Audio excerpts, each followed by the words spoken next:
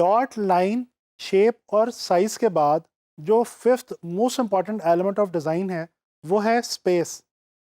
दोस्तों, स्पेस एक ऐसा एलिमेंट ऑफ डिज़ाइन है जिसको आम तौर पे बहुत इग्नोर किया जाता है, लेकिन ये आपको जान के हैरत होगी कि ये उतना ही ज़्यादा इम्पॉर्टेंट एलिमेंट है। डिज़ाइन के अंदर स्पेस की बहुत ही ज़्यादा एप्लीकेशन और अहमियत है।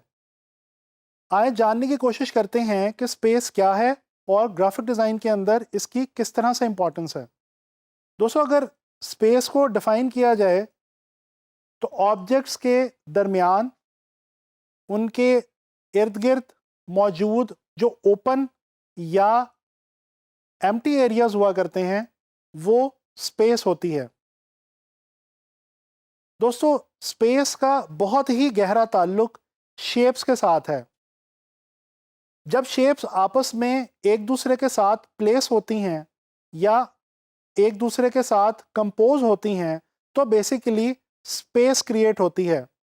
या अगर इसको वाइस वर्सा करके देख लिया जाए तो भी ठीक है कि बेसिकली स्पेस की मदद से या स्पेस की वजह से ही शेप्स जो हैं वो वजूद में आती हैं।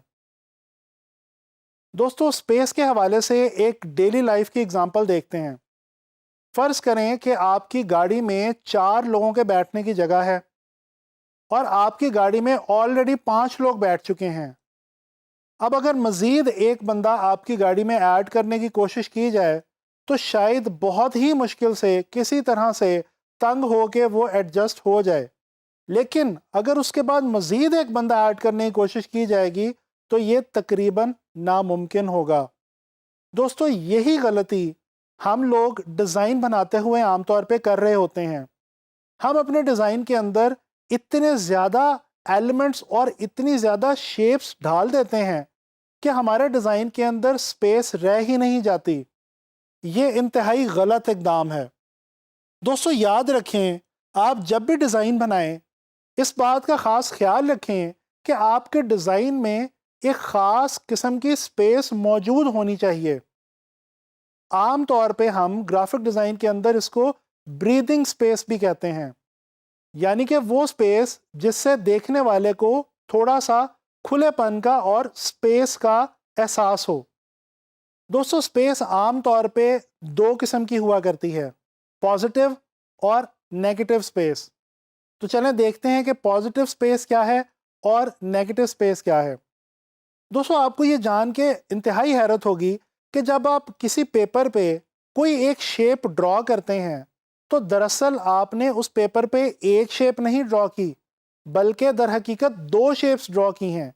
एक वो शेप जो आपने स्ट्रोक की मदद से या अपनी पेंसिल की लाइन की मदद से ड्रॉ की, और एक उसके इर्द गिर्द की जो स्पेस पहले से मौजूद थी उसने भी एक शेप की शक्ल इख्तियार कर ली। तो इस तरह से आपके पेपर के ऊपर एक शेप बनाने से दरअसल 2 शेप्स बन जाती हैं। या इसको इस तरह से भी देखा जा सकता है कि जब आप किसी एक पेपर पे कोई एक शेप ड्रॉ कर रहे होते हैं तो बेसिकली आप ना सिर्फ उस पेपर या शीट पे एक एरिया ऐड कर रहे होते हैं, बल्कि इसके साथ साथ एक ख़ास एरिया सबट्रैक्ट भी कर रहे होते हैं। ये जो एरिया आप ऐड कर रहे हैं ये है पॉजिटिव स्पेस, और ये जो एरिया सबट्रैक्ट हो रहा है ये है नेगेटिव स्पेस। दोस्तों, जब हम कोई स्पेस ड्रॉ करते हैं और उसके बीच में कलर फिल करते हैं तब हमें एक्चुअली पॉजिटिव स्पेस और नेगेटिव स्पेस के बारे में ठीक तरह से अंदाज़ा होता है। दोस्तों, इसके अलावा स्पेस लाइन और शेप की तरह 2D भी होती है और 3D भी होती है। बिल्कुल जिस तरह से लाइन और शेप के साथ मामला था, बिल्कुल इसी तरह से स्पेस के साथ भी मामला है। जो स्पेस फ्लैट स्पेस हो और उसको चारों तरफ से देखा या महसूस ना किया जा सके वो 2 डायमेंशनल स्पेस कहलाएगी। इसके बरक्स ऐसी स्पेस जिसको चारों तरफ से देखा या महसूस किया जा सके वो 3 डायमेंशनल स्पेस कहलाएगी। अच्छा, बाज़ औक़ात आपने कुछ ऐसे विजुअल्स इंटरनेट वगैरह पे देख रखे होंगे जिनके अंदर कोई ड्राइंग या पेंटिंग बनाई तो किसी फ्लैट सरफेस पे होती है, लेकिन देखने से वो 3D का तासुर देती है। दोस्तों, इसको इल्यूजन ऑफ 3D स्पेस कहा जाता है। ये एक ऐसी टेक्निक है जिसकी मदद से हम 2D सरफेस के ऊपर 3D की इल्यूजन क्रिएट करने की कोशिश करते हैं। आमतौर पे इसमें शेडिंग और पर्सपेक्टिव की टेक्निक्स यूज़ की जाती हैं, जिनकी मदद से एक 2D सरफेस को 3D स्पेस के अंदर कन्वर्ट कर दिया जाता है। दोस्तों, पिछले कुछ अरसे से डिज़ाइन और बिलखुसूस ग्राफिक डिज़ाइन के अंदर एक आर्ट एंड डिज़ाइन मूवमेंट बहुत ज़्यादा फॉलो की जा रही है, जिसको आम तौर पे मिनिमलिज्म के नाम से जाना जाता है। ये आर्ट एंड डिज़ाइन मूवमेंट इस वक्त पूरी दुनिया के अंदर ना सिर्फ मशहूर है, बल्कि पूरी दुनिया के आर्टिस्ट और डिज़ाइनर्स इसको अपने फनपारों में और अपने डिज़ाइंस के अंदर बहुत ज़्यादा यूज़ कर रहे हैं। मिनिमलिज्म है क्या? मिनिमलिज्म एक ऐसी मूवमेंट है, एक ऐसी तहरीक है जिसके अंदर आर्टिस्ट या डिज़ाइनर बहुत कम शेप्स को यूज़ करके अपनी बात, अपना एक्सप्रेशन या अपना फंक्शन बयान करने की कोशिश करते हैं।